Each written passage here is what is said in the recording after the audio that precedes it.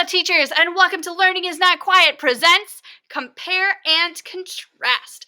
Today, I am going to go through how I teach comparing and contrasting in my classroom. I'm going to talk about ways to differentiate this using the products on my Teachers Pay Teachers page. I'm going to talk about ways to extend this to meet all the needs of all your students. I'm going to talk about some successes I've had, some reasons for why I do things the way I do, as well as some pitfalls to avoid when you're doing this particular series of lessons. Let's begin. If you're watching this video, it is likely that you have purchased or are thinking about purchasing this Compare and Contrast Reading and Writing Strategies notebook. I also put this video with the Compare and Contrast Distance Learning extension and this Synonyms and Antonyms guessing game. So note, this Synonyms and Antonyms guessing game is included in this Compare and Contrast product, so do not double purchase, save your money. It is not included in this distance learning package. This one's a little bit cheaper because it's pared down, it's on a Google form, and it doesn't have the PowerPoint that goes with it. So just be mindful about that. This is specifically designed for a pandemic or for a socially distanced classroom. It also is useful for students who have been absent for a really long time and need that practice at home and have access to a computer. So let's begin. I'm going to start with the Synonyms and Antonyms game because it is honestly one of my favorite things I've created for my TPT store, and it's one of the things I've used most consistently and successfully in my classroom. Last year, I actually used this game every single day. Every day during morning meeting, this was my game, almost. And the reason I chose to do that was for the consistency. I felt like my students really needed that daily consistency. I also did it that way because a lot of my students were below grade level in reading, or because I felt like they really needed that vocabulary practice. A lot of them didn't have the concept of synonym or antonym down, and I really wanted them to be prepared for that when they went to middle school. So that's kind of why I chose to do it every day. You can either do this as a whole class activity or as a literacy center. So you'll see when you open the Synonyms and Antonyms product, or when you open it from, again, this Compare and Contrast product, there are a series of cards. There are red cards, which signify that they're looking for an antonym. There are green cards, which signify they're looking for a synonym. And there are crazy cards, which signify something completely different. And I'll get to the crazy cards in a second. So what you want to do is you want to take these, you want to print them out. I do recommend actually printing these on colored paper because it, first of all, gets that visualization of the colors of red and green for synonym and antonym, which I think are helpful.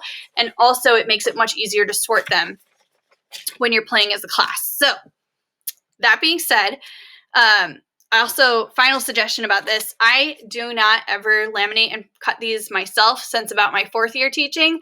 I have been going to high schools and looking for students in National Honor Society or in states like Virginia where we require service hours, finding some high school students who want to do some service hours on their own time. And that way they get service hours. I don't have to spend my evenings cutting. It's very win-win. So I highly recommend using that. Lots of high school students need service hours. Okay, so once you've cut them out or have a high school student cut them out, you have a deck of cards like so. There is a big word on the card if it's a synonym or antonym card, and then there is a line underneath that says synonym and then the synonym or antonym. So how I will do this as a center is the same way I do this as a whole class. So I'm going to model how we would do this for the whole class, and then someone would take the role of me in a center. And it's really great to see people imitate me in a center. That's like one of my favorite things as a teacher to watch. So what I will do is I'll go to Susie Q over here. Usual, I'm looking for a synonym of usual. And so the synonym on the card is ordinary. Now, if Susie Q says regular, I say, I'm sorry, Susie Q, that is a synonym of usual, but that's not the synonym I'm looking for.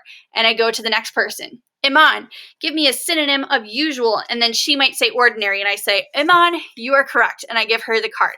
This card is worth a positive point, and the student with the most positive points at the end wins. The same is true of antonyms. So the word is heat. Joseph, I'm looking for the antonym of heat. And if he says freeze, he gets to keep it as a positive point. A way to differentiate this, especially I did a remedial reading group, is I will give the first letter as we go along. And that's great for building up vocabulary if they're not very familiar with these words. So if I say, the next one, ugly. I'm looking for an antonym of ugly, and the first person goes pretty. I'll say that is an antonym, but it's not the antonym I'm looking for. I'm looking for an antonym that starts with a B. Elizabeth. And they might say, oh, beautiful, and they get the card. So I keep adding a letter each time. B-E, B-E-A, B-E-A-U. Okay, crazy cards. Crazy cards, use with caution. Some classes are really rowdy and lose the privilege of the crazy cards. The crazy cards have directions on them, and they say things like, give this card as a positive point to the person whose birthday is the antonym of closest to yours. The crazy cards can take some extra time, so just be mindful of that, especially in a literacy center. They're a lot more useful. Or stand up and talk to an imaginary friend. The first person to do the antonym of answer, which would be question, gets a positive point. Okay, so that's kind of how the crazy cards work. That's how this game works. Again, I've used this for about 8 years maybe in my classroom, and it has really helped the vocabulary. It has really helped with this analogies and those kinds of things. So I highly recommend you don't skimp on that one and you actually use that in your classroom. So now for the rest of the product. My language arts products are set up on a 5-day system, right? Day 1 is really about getting students interested and some background knowledge on the topic. I like to think of reading strategies as drawers in our brain. I say that a lot. And what I'm trying to do is add positive experiences, background knowledge, scaffolding, extensions, rigor, passages, fun. All of those things need to be in that drawer. So when they encounter that experience, when they need to use that reading drawer, they have a lot to pull from.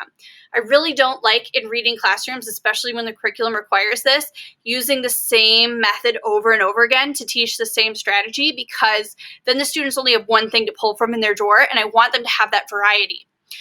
So that's the first day. The second day, we would do a reading strategy practice where they get a strategy and they apply that strategy. Days 3 and 4, we do some actual rigorous reading, we apply, we extend, and then on day 5, we have an assessment with our Broadway Musical Mania. So I'll talk a little bit more about that when we get in.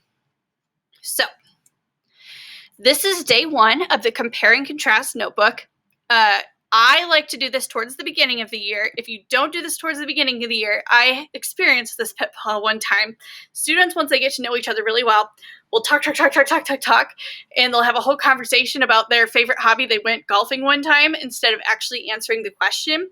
So you want to set a timer, project it in front of your whole class so they know that they need to find a comparison or a contrasting for each of these things. A differentiation, if your class is a little bit lower in reading and language arts, is you might want to have them highlight the sentences that signify a comparison in one color and the contrasting sentences in a different color before you start. That's the biggest thing I see happen with this activity is students will write a comparison when they're supposed to contrast or contrast when they're supposed to compare. So just be mindful of that as you work with students, and that's a great way to avoid that. So this is day 1. It's a great back to school activity, great back after New Year's activity. It helps students get to know each other, and then it also uses compare and contrast in a couple of different ways. So instead of compare, it might say similar or the same. Instead of contrast, it might say different, right? So it gets them used to the many ways that we talk about comparing and contrasting. And that leads into day 2, where we talk about cue words. So cue words are words that alert us. They're like a giant stop sign and say, oh yeah, this is the drawer I need. This is what I need to do in that question. And so we look for cue words that signify comparing, or how are 2 or more things similar? What do they have in common? Or contrasting. How are 2 or more things different? What separates them?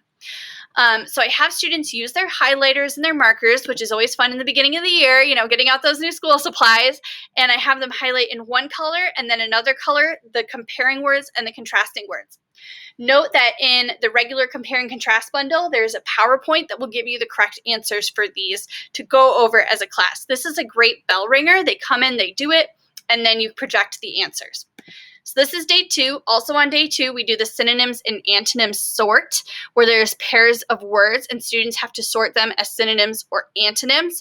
That's a word that I add in. Again, relating back to that game we played, that might be a great day to introduce the synonyms and antonyms game once we've attached that vocabulary. This is kind of what this looks like in a student notebook, again, with the interactive notebook pages. My pet peeve on interactive notebooks is the ones that are very complicated, that involve all kinds of folding and coloring and all this stuff. I feel like as a 5th grade teacher, that takes away from my classroom time. You might notice in this student's notebook that their boxes are not perfectly cut out. This is not a beautiful, perfectly put together notebook. Instead, what I have students do sometimes within safety is race to see who can cut out all the things first and who can throw out all their trash first with their hands folded in their lap. And I give their team a positive point for our classroom point system. And so that kind of helps move things along faster. I really don't like to spend more than 10 minutes on a interactive notebook. So that's day 2. Day 3, we do a Venn diagram practice. So for this one, I'm introducing that interactive notebook. That graphic organizer from the interactive notebook. Now I'm using that graphic organizer to compare and contrast. And I really like students to add in those words, compare and contrast. So I say in the outer circles, that's where I'm contrasting. In the inner circles, that's where I'm comparing. Again, it's in my reading strategies drawer. I know that graphic organizer, this is what that means. Okay, so this is what that looks like in a student notebook. They add labels, they add things. A way to extend this as well is to have students add more examples, to create their own Venn diagrams. Those are all great things to do. Next, this is also on day 3, can be adjusted to day 4. Students take a look at the sentences and select the adjective that best fits for each one.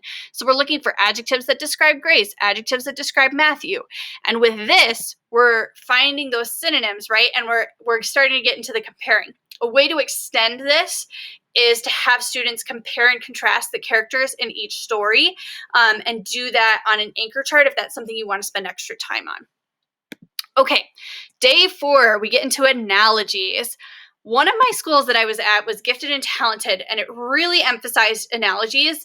I'm not sure I totally buy into using analogies all the time in 5th grade, but it is a great way to extend on that synonyms and antonyms practice. I usually do a whole anchor chart, again, available in my store in a different product, of comparing of synonyms and antonyms and analogies, because it is such a tedious process. So make sure you take the time to go over that, and that's why I put that as a whole separate day, day 4. I like to draw the arrow because I'm showing that cold is related to hot. I'm drawing that arrow. Often students will go backwards. They'll go bully is to mean instead of mean is to bully, or hot is to cold instead of cold is to hot. It's a little difference, but it really helps with that standardized test prep, especially if you're in a state that really emphasizes that analogies.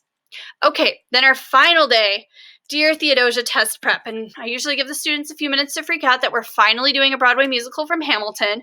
That's very popular in almost every classroom I've taught in the last couple of years. So as with all my Broadway musical manias, I have a kind of specific system that I use.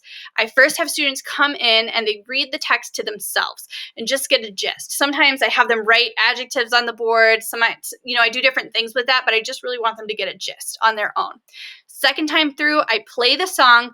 Very important that you don't show it happening. I know there's some great YouTube videos of Dear Theodosia. You can show that afterwards, but not while they're reading it the first time. You want them to get it themselves. Even for people, there will be, especially with Hamilton, people who raise their hand and say, oh my God, I've listened to this 100 times. I already know all the words. And you're like, that's great, but I still want you to apply comparing and contrasting to it. And that can be a little bit trickier for people who are used to the musical as opposed to those who are less familiar with Hamilton. So for this one in particular, we have 2 characters, Aaron Burr and Alexander Hamilton, and they're singing 2 different lyrics. And that's why it's really cool to do this as a comparing and contrasting exercise. So we read it first, we then listen to it, and we highlight words that are good examples of word choice. The third time through, I have them draw pictures and visualize. I might have them look for good examples of word choice. And in this time, we're actually applying that reading strategy. So you see here, we're comparing Aaron Burr and Alexander Hamilton in a graphic organizer. So we're comparing and contrasting those 2 characters. After this, there's a series of questions, and unlike the rest of the activities, which I usually take for completion, I usually take that final Broadway musical prep as a grade. If you liked this activity, note there are so many other reading strategy bundles in my store like this main idea. Or if you really like this, you can use the same strategy and method throughout the whole year in your classroom. If you like the Broadway musicals, if you want to practice to close writing, there's this whole thing and a whole Broadway musical packet. Help you through the Common Core as well as book clubs. Thank you so much for being